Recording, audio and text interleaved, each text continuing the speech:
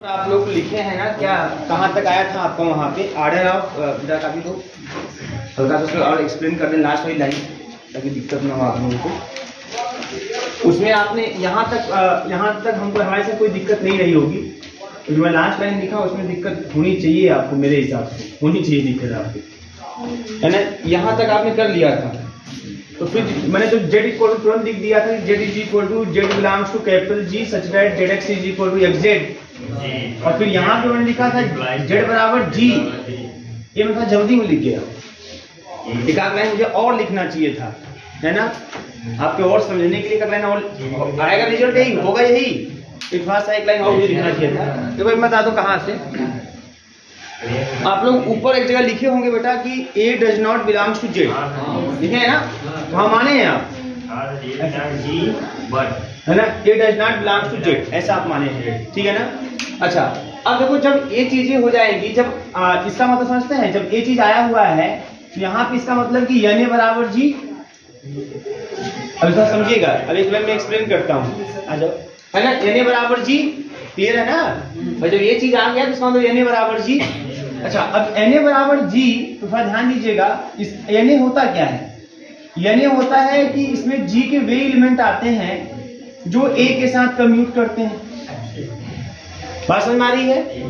अब Z को देखो, Na को देखो और G की बात, Na में G के वे एलिमेंट आते हैं जो A के साथ कम्यूट करते हैं। बात समझ में आ रही है। Z में भी G के वे एलिमेंट आते हैं जो X के साथ कम्यूट करते हैं।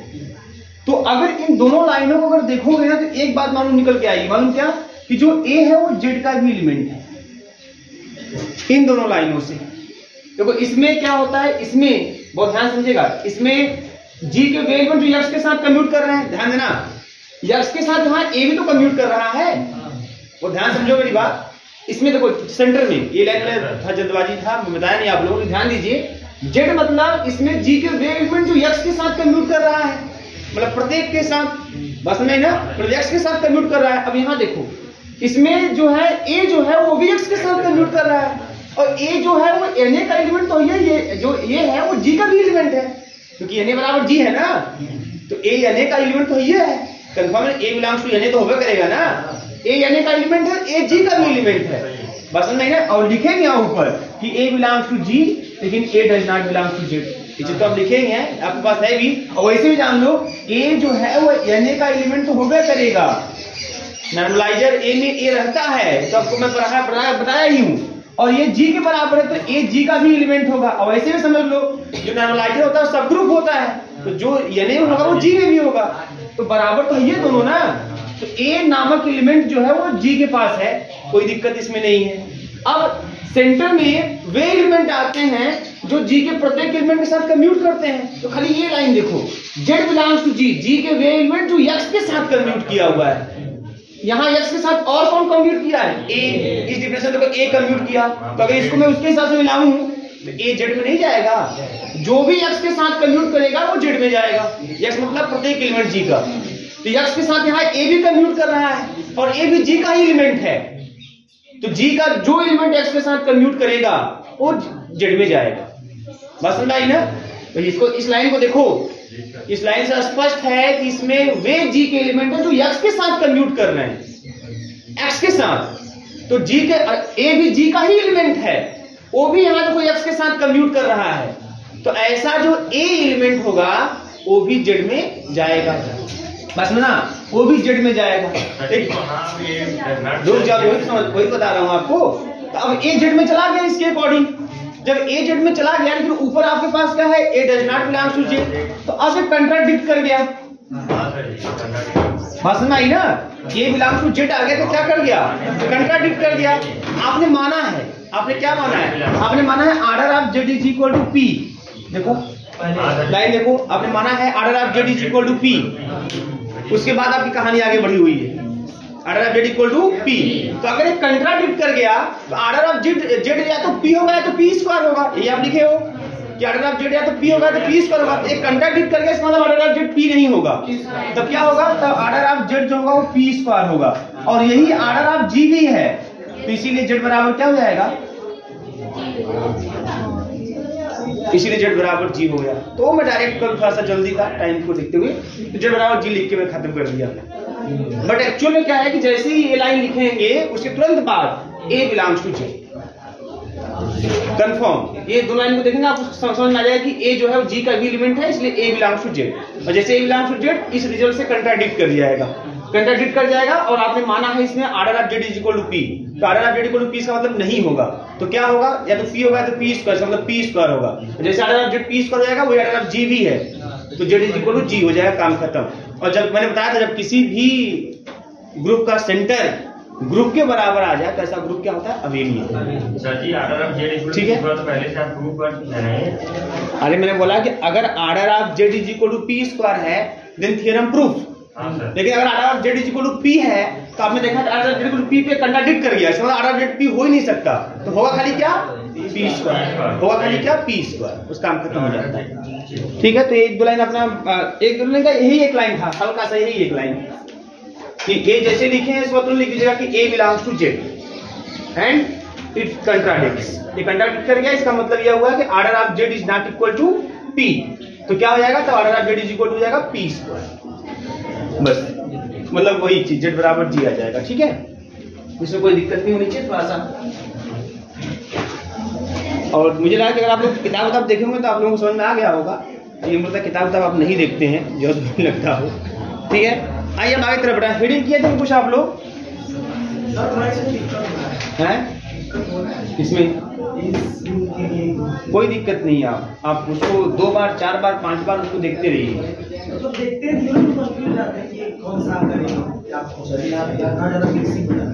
नहीं, आप कंफ्यूज नहीं होंगे, कोई समस्या नहीं है। पहले कोशिश हो कि जिस दौरान जो चीजें बताई जाएं उसको आप क्लियर करके रखिए। जैसे मैं एक लाइन लिख रहा हूं तो कंफर्म होना चाहिए आपको इसी जगह कि हाँ कैसे हो रहा है। हर एक लाइन आप उसको क्लियर करते जाइए, घर पे जाके रिवीजन कीजिए, 2 दिन 4 दिन बाद फिर रिवीजन कीजिए, है ना, तब जाके चीजें दिमाग में बैठेंगी। क्योंकि निश्चित है, मैं बता दूं आपको साफ कोई भी हो, हम हो या कोई भी हो, अगर 4 दिन 5 दिन के बाद अगर आप छोड़ दीजिए 4-5 दिन, है ना, उसके बाद देखिए गायब हो जाएंगे। समझ में आ रही है ना, क्योंकि देखो याद, इसमें चीजें याद होनी चाहिए। हम जो यूज कर रहे हैं, जो चीज जहां से लिख रहे हैं, जैसे हमको नॉर्मलाइजर पता ही नहीं है तो कैसे बताएंगे कि ये जेड में बिलोंग कर रहा है कि नहीं कर रहा है। हमें जेड का डिफिनेशन पता ही नहीं, जेड में क्या होता है, तो कैसे चीजें होंगी। इसमें बहुत कुछ चीजें याद होनी चाहिए। तो अगर जब तक याद रहेंगी तब तक आप कर सकते हो। अगर आप भूल गए तो कहानी खत्म हो जाएगी। तो उसको 2 दिन 4 दिन के बाद आप रिवीजन क्विक करते रहिए लगातार। अच्छा, और फिर ऐसे करते रहेंगे ना आप 1-2 महीने, तो फिर एक समय ऐसा आएगा फिर आपको देखने की बार-बार जरूरत नहीं पड़ेगी, फिर एक बार देख लेंगे बस इनफ। लेकिन शुरुआत में आपको 2 बार 3 बार 4 बार उसको पढ़ना पड़ेगा, निश्चित है। 2-4 बार तो हम खुद पढ़ते हैं, तो आपको क्या बताएं, है ना। जब कोई भी थ्योरम पढ़ाने के पहले उसको अक्षर से मैं देखता हूँ, एक लाइन किताबों में, और 4-5 किताबें, 7-8 किताबें खोल के रखता हूँ सामने अपने। प्रगति प्रकाशन, कृष्णा पब्लिकेशन और राम प्रसाद बन्ना प्रकाशन, ये 4 तो जो ट्रेडिशनल है, जो चलता है वो है।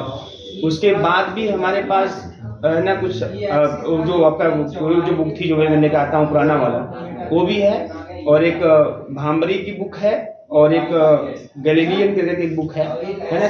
कुल 6-7 बुक है मेरे पास, तो मैं सबको ओपन करता हूँ और एक ही चीज को मैं सब में देखता हूँ, आज भी पूरा देखता हूँ, तो एक लाइन अच्छा सा देखता हूँ, है ना, तब जाके आप क्लियर होंगे। अगर आपने थोड़ा भी एक चीज हवा में किया तो समस्याएं बढ़ जाएंगी आपके लिए। तो आपको अच्छा सा जब भी कोई किताब या कुछ भी किताब में भी देखिए, कोई थ्योरम मान लीजिए आप अपने से करना चाहते हो, किताब में मान लीजिए दिया है, आप समझना चाहते हो, तो उसको अच्छा सा समझो, एक लाइन उसका समझते जाओ। पूरा देखोगे कि नहीं पूरा क्या है तो आपको समझ में नहीं आने वाला। आप अच्छा से देखो कि हाँ पहली लाइन जो लिखा है वो समझ में आ रहा है कि नहीं आ रहा है, नहीं आ रहा है तो उसको रुक जाओ, पहले समझ लो, फिर आगे बढ़ो आप, फिर दूसरी लाइन, तीसरी लाइन, ऐसे करते जाओगे। थोड़ा मेहनत है शुरुआत में, लेकिन फिर समस्याएं नहीं आएंगी। ठीक है, चलिए कुछ हेडिंग किए हैं आप,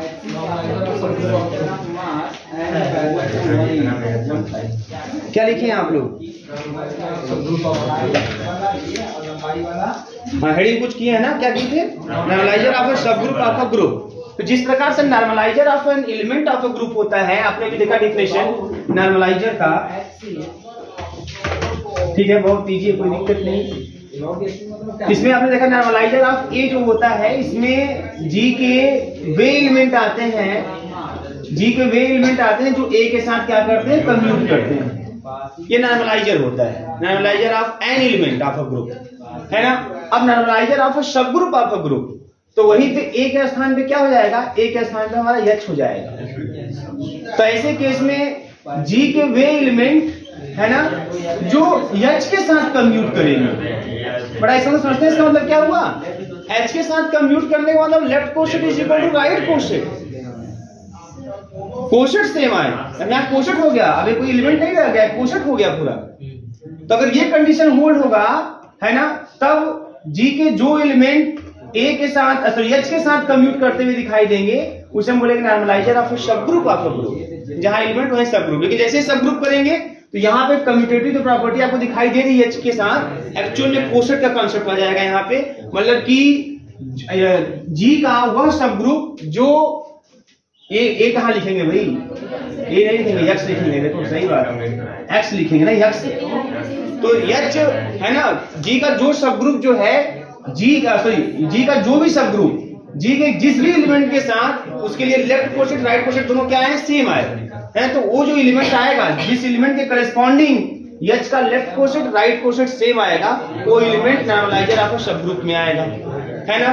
तो बहुत दिक्कत नहीं इसमें, बस याद रखना कि यहाँ एलिमेंट है और एलिमेंट के स्थान पे यहाँ पे क्या है, सब ग्रुप, इतनी सी बात है इसमें। और जिस प्रकार से आपने देखा कि नॉर्मलाइजर भी सब ग्रुप होता है ग्रुप का, an element, normaliser of an element is a subgroup of a group, उसी प्रकार से normaliser of a subgroup of a group is also a subgroup of a group ji.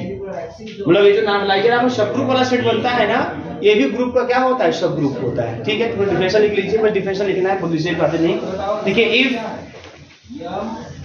Capital A is a subgroup, if capital A is a subgroup of a group G, of a group G, then normalizer of capital A, then normalizer of capital A, okay, normalizer of capital A is the set of those elements of G, is the set of those elements of G, is the set of those elements of G, capital G, which commutes with A, जो A के साथ क्या करे, commute करे, which commutes with A, capital A, मतलब G के वे element जो उस G के सब ग्रुप A के साथ कम्यूट करेंगे, G के उन्हीं एलिमेंटों के सेट को हम लोग बोलेंगे normaliser of a subgroup of a group G।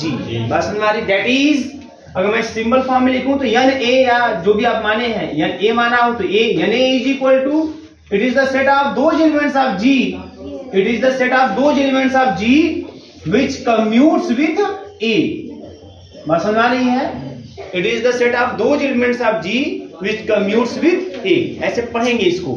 ठीक है, x belong to G such that x is equal to Ax, मतलब it is the set of normalizer of a subgroup of a group G is the set of those elements of G which commutes with A। ठीक है, कोई दिक्कत इसमें नहीं। Next आगे लिखिए, इसमें आगे लिख लीजिएगा उसी में, the normalizer Na of a group of a subgroup, the normalizer Na of a subgroup of a group, जहां एलिमेंट बोले तो वहां सबग्रुप बोलना है। the normalizer Na of a subgroup of a group G is a subgroup of G, is a subgroup of G। ठीक है, इसको कैसे प्रूव कर सकते हैं, प्रूव करना होगा तो जिस प्रकार से आपने एलिमेंट वाला प्रूव किया था, सेम तरीके से मतलब प्रूव करने की बारी बात आएगी तो जैसे एलिमेंट वाला प्रूव किया है ना आप लोगों ने, सेम वैसे ही प्रूव कीजिएगा, एलिमेंट की तरह ही आप इसको प्रूव कीजिएगा। कोई समस्या नहीं है, कर लेंगे ना एलिमेंट। बस जहां भाई ए लिख रहे थे आप, वही कैपिटल ए लिखिए, जहां स्मॉल ए को आप एलिमेंट कह रहे थे, कैपिटल ए को सब ग्रुप कहिएगा, लेकिन होगा सब वही। मतलब अगर आप उसी पिछले थ्योरम में स्मॉल ए जहां जहां वहां कैपिटल ए कर दीजिए, थ्योरम प्रूफ हो गया। अब कुछ नहीं करना है, कुछ सोचना ही नहीं, बस जहां एलिमेंट लिखे हो वहां सब ग्रुप लिख दीजिएगा, और जहां जहां स्मॉल ए लिखो वहां कैपिटल ए कर दीजिएगा, थ्योरम ऑटोमेटिकली प्रूफ हो जाएगा। ठीक है, नेक्स्ट हेडिंग करिए, सेल्फ कॉन्जुगेट सब ग्रुप, सेल्फ कॉन्जुगेट सब group R O R and invariant सब ग्रुप, इसी को हम इनवेरिएंट सब ग्रुप भी कहते हैं। सेल्फ कॉन्जुगेट सब ग्रुप, सेल्फ कॉन्जुगेट सब group ROR and invariant, and invariant लिख लेंगे ना, इनवेरिएंट INVARIENT, इनवेरिएंट सब ग्रुप। तो सेल्फ कॉन्जुगेट में आपने क्या देखा था बताइए, अगर कोई एलिमेंट सेल्फ कॉन्जुगेट हो, है ना, तो A is equal to X inverse AX। तो कौन सा एलिमेंट सेल्फ कॉन्जुगेट में कुछ और लाइन बताया था, आपको याद है कि नहीं याद है? सेल्फ कॉन्जुगेट मतलब क्या, जो सबके साथ कम्यूट करे, वही ना, इसका मतलब है ना। अच्छा एक चीज और है भाई, यहाँ पे कुछ लिख दो, सबके साथ कम्यूट कर जाएगा, इसको अगर भेज दो XA is equal to AX, बात समझ में आ रही है ना। तो इसे नॉर्मलाइजर में क्या होता है, नॉर्मलाइजर किसी एलिमेंट का जो होता है, किसी एलिमेंट का नॉर्मलाइजर, इसमें G के विशेष एलिमेंट आते हैं, और भी वे एलिमेंट आते हैं जो उस पर्टिकुलर A के साथ कम्यूट करते हैं। लेकिन जब सेल्फ कॉन्जुगेट बात आती है ना, G का कोनो एलिमेंट उठा लो, G का कोई भी एलिमेंट उठा लो, वो उसके साथ कम्यूट कर जाएगा, है ना। यही देखो बराबर आएगा, यहाँ कुछ लिखो, कोई एलिमेंट G का लिख दो, यहाँ 2 लिखोगे तो यहाँ भी 2 लिखोगे, तो 2A बराबर A2 A इंटू 2 बराबर तो आएगा, है ना। वो हमेशा कम्यूट करता जाएगा, है ना। मतलब एक चीज हमेशा दिखाई देगा, G के हर एक एलिमेंट के करस्पॉन्डिंग आपको ये चीज दिखाई देगा। तो जब सेल्फ कॉन्जुगेट की बात आती है, तो ऐसे केस में G का कोई भी एलिमेंट उठा लो, उस एलिमेंट के करस्पॉन्डिंग G का हर एक एलिमेंट सेल्फ कॉन्जुगेट रूप में दिखाई देगा, कोई समस्या नहीं है, ठीक है ना। अब यहीं पे जहां सेल्फ कॉन्जुगेट आप एलिमेंट के रूप में लिखे हो, यहीं पे सब ग्रुप कर देना, बस और कुछ नहीं है, खत्म कहानी, हो गया, है ना। तो ये सेल्फ कॉन्जुगेट यहाँ भी है, लेकिन कौन है, एलिमेंट नहीं, सब ग्रुप। तो ये डिफिनेशन लिख लीजिए इसको भी सेम तरीके से। और सब group capital A of a group G, और सब group capital A of a group G capital G is said to be self conjugate, is said to be self conjugate if capital A is equal to X inverse AX, if capital A is equal to X inverse AX, क्या for every की for some, for every, हाँ self conjugate for every, ये बताया था आपको, for every x belongs to G। और जब हम नॉर्मलाइजर में बात करते हैं तो वहाँ हर एक्स नहीं आता, सम आता है वहां पे, ठीक है, for every x belongs to. अगर ऐसा है बेटा तो उसको बोलते हैं हम सेल्फ कॉन्जुगेट। क्लियर है, कोई समस्या नहीं है। और इसमें ये भी लिख लीजिएगा आगे, capital A is normal subgroup of capital G, capital A is a normal subgroup of capital G, normal subgroup of capital G। अगर ऐसा होगा, कोई सबग्रुप अगर स्वयं के कॉन्जुगेट ग्रुप में दिखाई देगा, तो ऐसा सबग्रुप नॉर्मल भी होगा। पर नॉर्मल तो यही ना होता है, उठा के पूरा ग्रुप बीच में रख दिए, एक एलिमेंट X का लिए, है ना, बराबर वही A आ गया, मतलब उसी में बिलोंग कर जाएगा वो, तो ठीक है, ये चीज है। अब एक न्यूमेरिकल जो इसमें आता है उस पर ध्यान दीजिए, क्वेश्चन देखिए numerical, right all the conjugate classes, write all the conjugate classes in S3, write all the conjugate classes in S3, find C age and verify class equation, and verify class equation, find C as, मतलब समझ रहे हैं, सी as मतलब small C जब लिखा था, इसका मतलब कोई कॉन्जुगेट क्लास में नंबर ऑफ एलिमेंट। तो जैसे जितने कॉन्जुगेट क्लास बनेंगे, उन सभी कॉन्जुगेट क्लास में नंबर ऑफ एलिमेंट फाइंड कर लीजिए, और साथ ही साथ क्लास इक्वेशन क्या कीजिए, आप वेरीफाई करिए, साथ ही साथ क्लास इक्वेशन वेरीफाई करिए। चलिए ध्यान दीजिए, अब ऐसे क्वेश्चन कैसे करते हैं ध्यान से समझ लीजिए, और उसके बाद ऐसे जितने क्वेश्चन आए हम कर लेंगे फुल सेंस से, ठीक है। अब सबसे पहली बात, S3 क्या है भैया, S3 सिमेट्रिक ग्रुप होता है ना। ये S3 कहाँ दिखाई दिया हुआ आप लोगों को, परमुटेशन में, परमुटेशन में।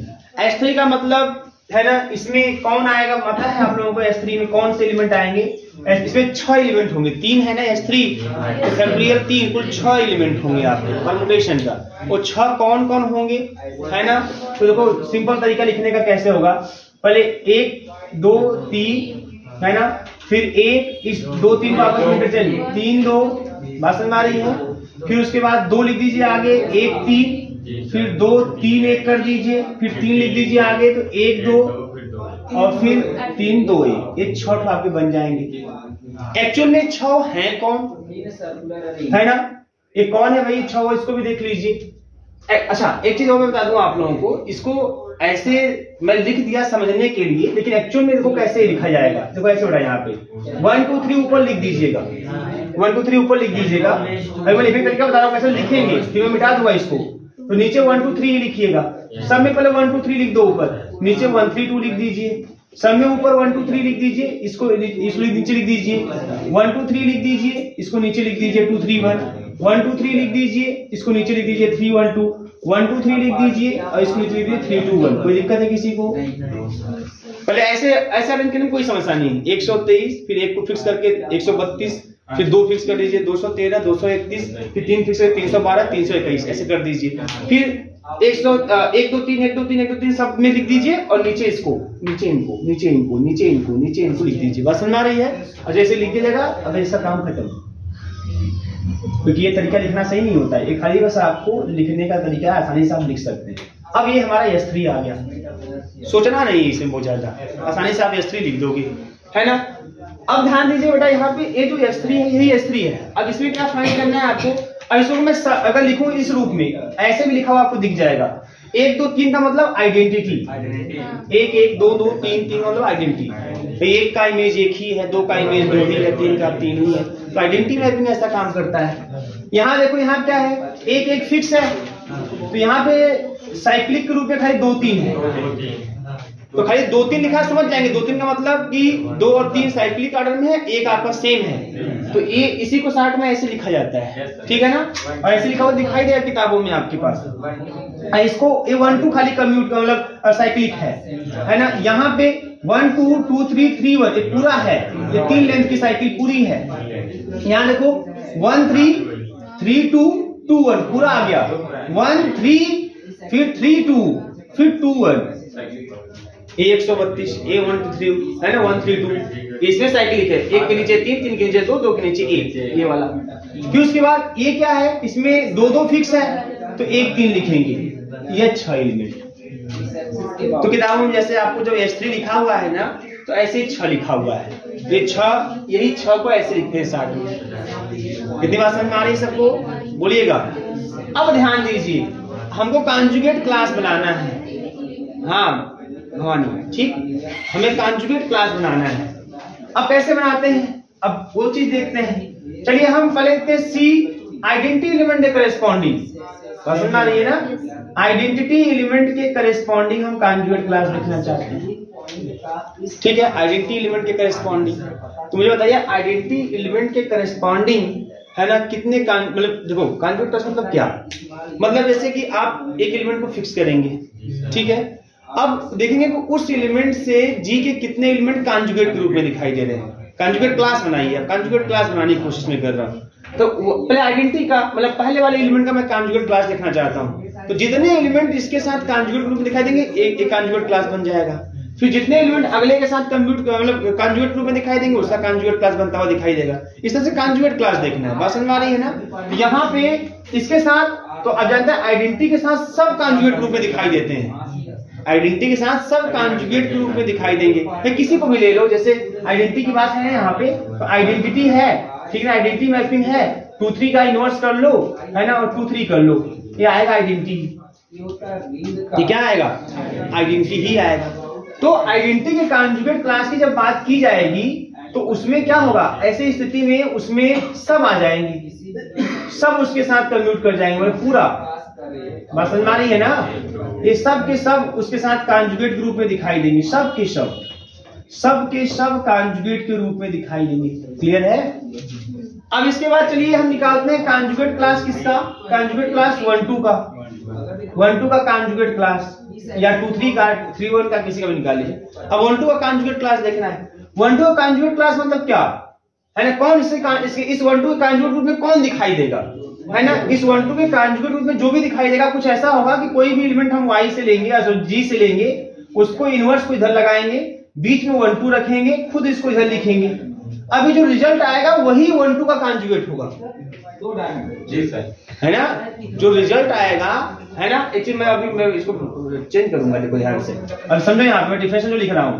भाई 1 2 का कॉन्जुगेट मतलब कौन, जैसे मैं बताऊं आपको, ऐसे B is conjugate to A, तो B A का कॉन्जुगेट कब, जब B को हम इस रूप में देखें। अगर ये रिजल्ट B आया तब बोलेंगे कि B is conjugate to A। समझ में आ रही है? तो 1 2 का कॉन्जुगेट कौन, ठीक है ना, तो 1 2 कॉन्जुगेट कौन, तो आप बारी बारी से G के एलिमेंट को लगाएंगे इस तरीके से, जो रिजल्ट आएगा वो कॉन्जुगेट के रूप में होगा। तो इस तरीके से ये पूरे नहीं आएंगे। क्यों पता है आपको? क्योंकि अभी आपने क्या देखा, आपने देखा कि जो आइडेंटिटी के साथ लगा देंगे, लेकिन आएगा क्या, आइडेंटिटी ना। मैं इसको लिखा लिख देता हूं, इसको भी इसी तरह से लिख देता हूं ताकि आपको दिक्कत ना हो। चलो y इनवर्स I y, तो जब y बिलोंग्स टू G, तो ये जब भी आएगा तो आइडेंटिटी ना आएगा। इसका मतलब कि केवल आइडेंटिटी ही आइडेंटिटी के कॉन्जुगेट के रूप में दिखाई देगा। वास्तव में कॉन्जुगेट के रूप में दिखाई देने वाली बात है। तो इस तरीके से इसमें केवल आइडेंटिटी आएगा, ऐसे समझो इसको, और ऐसे समझो। अब यहाँ देखो, such that y belongs to G। अब मुझे देखना है कि भाई हम लगा के देखते हैं, ध्यान दीजिएगा यहाँ पे। चलो लगाइए यहाँ पे बारी बारी से 1 2। तो पहले 1 2 की बात करनी है। यहाँ पे क्या आएगा हमें नहीं पता, इसको हम भरेंगे।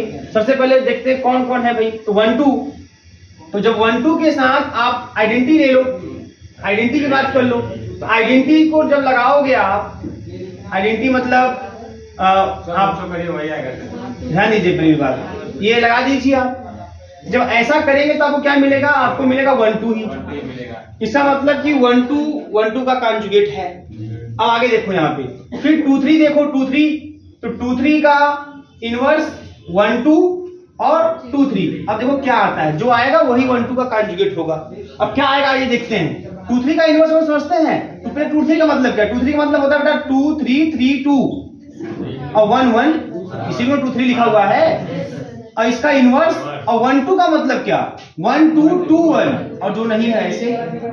फिर 2 3 का मतलब क्या, 1 1 2 3 3 2, ये इसका मतलब। अब इनवर्स कैसे निकालते हैं, है ना, कैसे जाएगा, 1 3 2 ऊपर, 1 2 3 नीचे, ये ऊपर इसको इनवर्स परम्यूटेशन का इनवर्स ऐसे निकलता है। फिर 1 2 3 2 1 3, 1 2 3 1 3 2। अब मल्टीप्लाई करो, दो परम्यूटेशन मल्टीप्लाई कैसे होते हैं, है ना, जैसे कंपोजिशन ऑफ 2 फंक्शन के रूप में, है ना। तो कंपोजिशन मतलब जैसे जब हम f आप g लगाते हैं x पे, तो पहले आप g लगाते हो x पे, फिर जो इमेज आता है उस पर f लगाते हो। वही चीज है, 1 का इमेज 1 है, पहले 1 है, 1 का इमेज 1 है, और फिर उस 1 का इमेज यहाँ पे क्या मिल रहा है 2। 3 का इमेज 2 है, 3 का इमेज 2 है, उस 2 का इमेज यहाँ क्या मिल रहा है 1। ऐसे पहले एक बार लगाते हैं, जो इमेज आता है उस पर f लगाते हैं। जैसे इसका जो इमेज आया, अब उस पर हम ये फंक्शन लगाएंगे, तो वो जो आएगा इमेज के रूप में देगा वो रिजल्ट होगा आपका। फिर यहाँ पे 2 नीचे 3 3 नीचे क्या है 3, ये हो गया। फिर दूसरा आपका जो बचा है उसको लिख दीजिए आप, आपने लिख दिया। फिर मल्टीप्लाई कर दो आप, तो क्या मिल जाएगा मालूम है, मल्टीप्लाई करोगे तो पहले 1 के नीचे 2, 2 के नीचे 3, 1 3 हो गया। 3 के नीचे 1 1 हो गया, 3 1 2 3 3 2, तो 2 2 यही ना हो गया। इसका मतलब 1 3 आ गया। इसका समझते हैं, इसका मतलब 1 2 का कॉन्जुगेट कौन है 1 3, 1 2 का कॉन्जुगेट 1 3 है। क्लियर है? अच्छा, इसके बाद बेटा देखना और बातें देखिए ध्यान से। फिर इसके बाद आप लगाओगे 1 2 3 हो गया, 1 2 हो गया, 1 3 भी देख लो, ध्यान समझिएगा। 1 3 का इनवर्स 1 2 और 2 और फिर 1 3, इसको देखते हैं क्या आता है रिजल्ट के रूप में, है ना। तो 1 3 का मतलब 1 3 3 1, यही ना, और 2 2। 1 2 का मतलब 1 2 2 1 3 3, और 1 3 का मतलब वही 1 3 3 1 और 2 2। अब इसको मल्टीप्लाई कर लो, पहले इनवर्स देख लो, यहाँ पे इनवर्स देख लो तो मिलेगा। पलट दीजिए बेटा, इसको ऊपर लिख दीजिए 321 3 2 1 1 2 3 और 1 2 3 और 2 1 3 और फिर 1 2 3 और फिर 3 2 1। क्लियर है? अब मल्टीप्लाई कर लो, मल्टीप्लाई कर लो, क्या मिलेगा मल्टीप्लाई करने पर 3 2 1 है भैया। 3 का 1 1 का 2 2 का 2 2 का 1 1 का 3 और 3 का 3। फिर आगे है 1 2 3 और 3 2 1। मेरी बात ध्यान समझिएगा इसमें। तो यहाँ मिलेगा 3 2 1 लिख दो, चलो ऐसे ही। 3 का 2 2 का 2 है ना, 2 का 1 1 का 3, फिर 1 का 3 3 का 1। अब देखो कौन कम्यूट कर रहा है, 1 1 तो सेम हो गया, तो एक्चुअली 2 3 है, ये 2 3 बात समझ में आ रही है। मतलब कि ध्यान से समझिएगा, मतलब 1 2 का जो कॉन्जुगेट है वो 1 2 है, 1 2 का कॉन्जुगेट 1 3 है। जो आएगा रिजल्ट जो आता है वही ना कॉन्जुगेट होता है। जैसे x इनवर्स ax बराबर b, तो जो x इनवर्स ax जो b आया है ना वो b a का कॉन्जुगेट है। एक कंफ्यूजन कंफर्म रखिएगा, वो b a का कॉन्जुगेट है। जैसे हमने लगाया इसको 2 3 का इनवर्स 2 3, एक कोई भी जी का एलिमेंट लगा के लगाइए, लगाने में आया क्या 1 3 इसमें है, हाँ है, इसलिए 1 3 1 2 का कॉन्जुगेट है। ऐसे बात समझ आई।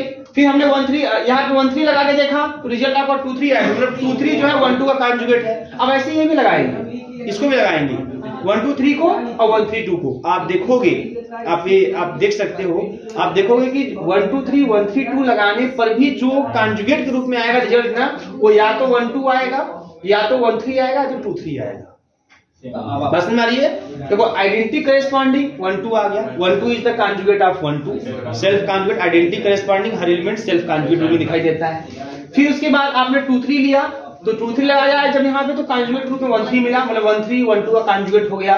फिर आपने 1 3 लगा दिया तो आपका 2 3 आया, तो 2 3 जो है 1 2 का कॉन्जुगेट हो गया।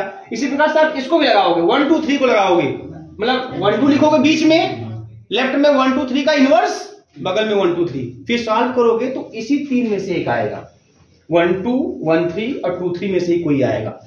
फिर इसको भी लगाओगे, है ना, 1 3 2 को, तब भी देखेंगे इसी में से आएगा। मतलब C1 2 के कॉन्जुगेट क्लास में जब कोई आएगा तो कौन आएगा, 1 2 आएगा, 2 3 आएगा और है ना 1 3 आएगा। यही दो तीनों आएंगे, यही तीनों एलिमेंट इसके कॉन्जुगेट रूप में दिखाई देंगे। आप देख लीजिए कुल सब करके 6 एलिमेंट लगा के देखेंगे, आपको कॉन्जुगेट रूप में यही 3 एलिमेंट आते हुए दिखाई देंगे। प्लीज नोट कीजिए, मैं इसको भी करके दिखाई देता हूं पहले डिटेल में एकदम।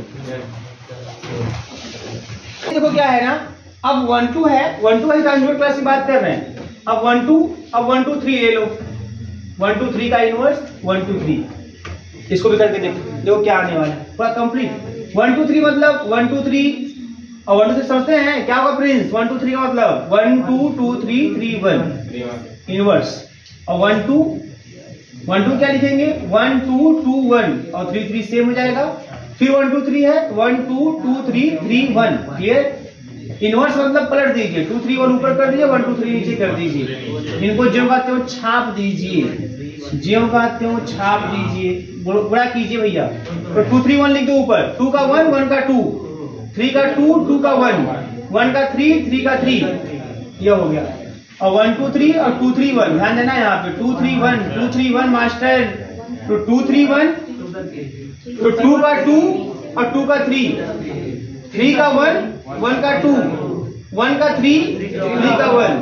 आपने क्या देखा, ये 2 3 तो आया,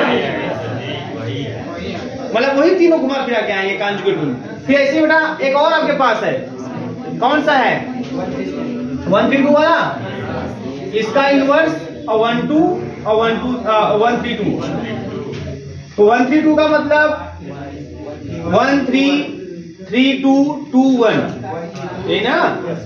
1 3 2 का मतलब 1 3 3 2 2 1। अब इसको ऐसे पलट भी देता हूं, 321 और 132 हो गया ना। इनवर्स मैं तुरंत लिख दिया, तुरंत इनवर्स कर दिया। 1 2 2 1 3 3 और 1 3 2 का मतलब वही 1 3 2 1 3 3 2 2 1 हो गया। गुणा कर दो भैया, गुणा कर दो, 3 का 1 1 का 2 2 का 3 3 का 3 1 का 2 2 का 1 और 1 3 2 और 3 2 1, फिर गुणा कर दो भैया, क्या जाएगा देखो यहाँ पे 3 2 1 कर दो, 3 का 2 2 का 1 2 का 3 3 का 2 1 का 1 और 1 का 3, तो यहाँ देखो 1 3 मिल गया ना, 1 3 मिल गया। तो आपने हर एलिमेंट को देख लिया, लेकिन आपने देखा जब आपने आइडेंटिटी लगाया 1 2 के अगल बगल, है ना, आपने जो है 1 3 लगाया, आपने 2 3 लगाया, आपने 1 2 3 लगाया, आपने 1 3 2, हर एलिमेंट लगा के देखा, तो जो रिजल्ट के रूप में आया वो खाली 3 ही एलिमेंट आते हुए दिखाई दिए, 1 2 आया, 2 3 आया और 1 3 आया। मतलब 1 2 के कॉन्जुगेट के रूप में 3 ही एलिमेंट दिखाई दे रहे हैं। तो जो 1 2 का कॉन्जुगेट क्लास बनेगा, है ना, जो चीज आप कंफर्म कर चुके हैं, इसका मतलब यह हुआ, बड़ा ध्यान से मेरी बात समझे, मैं कहना क्या चाहता हूँ, पर डिटेल बात अभी हो रही फिलहाल में, है ना। तो इसका मतलब 1 2 का जो कॉन्जुगेट क्लास होगा, 1 2 का जो कॉन्जुगेट क्लास होगा, इसमें कौन से एलिमेंट आएंगे? जो 1 2 के कॉन्जुगेट के रूप में होंगे, जो 1 2 के कॉन्जुगेट के रूप में होंगे। और कौन आया? वो या तो 1 2 आया, वो या तो 2 3 आया, या तो 1 3 आया। ये हो गया, बात समझ आ रही है? अच्छा, अब इसी प्रकार से आप 2 3 का कॉन्जुगेट क्लास बनाओगे, फिर क्या करोगे मालूम है? आइडेंटिटी लगाओगे। उसी तरीके से आइडेंटिटी इनवर्स, आइडेंटिटी इधर, तो 2 3 ही आएगा। फिर आप 1 2 का इनवर्स 1 2, फिर आप 1 3 का इनवर्स 1 3, फिर 1 2 3 का इनवर्स 1 2 3, फिर आप 1 3 2 का इनवर्स 1 3 2। मतलब जो पांचों आपने 1 2 के साथ किया, उसी से 2 3 के साथ करेंगे, तब भी आप देखोगे बेटा यही आएगा, यही तीनों आएंगे। आप करके देख लीजिएगा, बात समझ आ रही है ना। फिर इसी तरीके से आप जब 1 3 का कॉन्जुगेट क्लास निकालोगे, मतलब ऐसे एलिमेंट को सर्च करोगे जो 1 3 के कॉन्जुगेट के रूप में होगा, फिर बारी बारी से सबके साथ आइडेंटिटी 1 3 है तो 1 2 2 3 1 2 3 1 3 2 इनवर्स लगाओ, इसको इधर लिखो। आप देखोगे इसमें भी रिजल्ट ग्रुप में या तो 1 2 आएगा, या तो 2 3 आएगा, या तो आपका, है ना, 1 3 आएगा, यही आएगा। समझ आ रही है ना। ये मतलब कि इन तीनों के कॉन्जुगेट क्लास सेम आएंगे, इन तीनों के कॉन्जुगेट क्लास सेम आएंगे, इन तीनों के कॉन्जुगेट क्लास सेम आएंगे। बात समझ आई? सेम आएंगे। और आएगा क्या? 1 2 2 3। बात समझ आ रही है ना। आप सबका आराम से घर पे इत्मीनान से देखिएगा, सब वही आता हुआ दिखाई देगा। अच्छा, अब ये हो गया, हमने सबका आइडेंटिटी का देख लिया। मैंने 1 2 का कॉन्जुगेट क्लास बना लिया, मैंने 2 3 का बना लिया, मैंने 3 2 का बना लिया, सॉरी 1 3 का बना लिया, और 1 3 1 2 और 2 3 का बना लिया। और देखा हमने कि इन तीनों का सेम आ गया, आइडेंटिटी का एक अलग आया, खाली सिंगल आइडेंटिटी। उसके बाद अब 3 लेंथ की जो साइकिल है, 2 बची हुई है। अब अगर आप इसका निकालोगे, कॉन्जुगेट क्लास ऑफ 1 2 3 बेटा, अब इसके साथ ही बारी बारी से पहले आइडेंटिटी का इनवर्स 1 2 3 आइडेंटिटी, फिर दूसरा तो वही आएगा।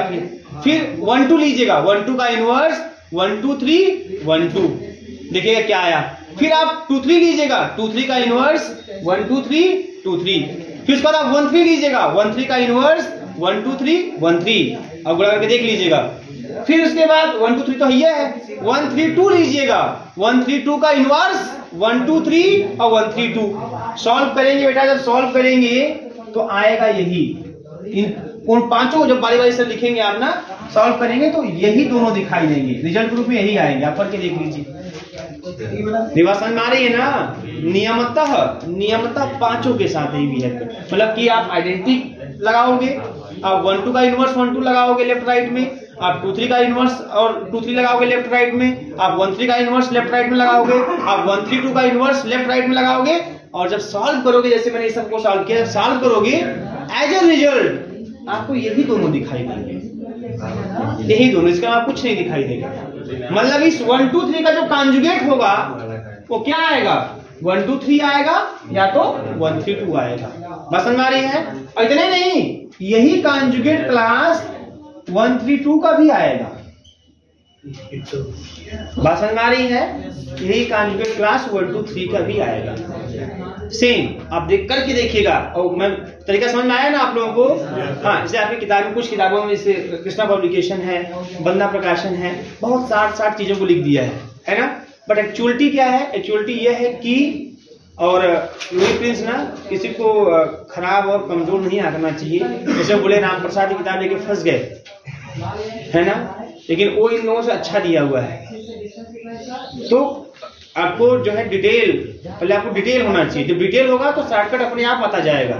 ऐसे हमने एक किया, हमने समझ लिया कि यार आने वाला क्या है, फिर उसके बाद आपको सब करने की जरूरत नहीं है एग्जाम में। एक जैसे कर लिया तो फिर आपको आइडिया लग गया, उसके बाद ऐसे ही छाप दो, कोई समस्या नहीं है, तो आइडिया लग जाएगा आपको खुद ही।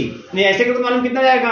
अब सबके साथ 6 के साथ करना है, 6 5 30, 30 ऐसे करने हो जाएंगे तो ऐसे में 3 घंटा निकल जाएगा आपका, है ना। लेकिन ऐसा काम आपको नहीं करना है, ठीक है आपको। अच्छा, आइडिया ऑटोमेटिक लग जाना चाहिए। देखो यहाँ पे एक्चुअल में जो S3 है उसमें 3 टाइप के एलिमेंट है।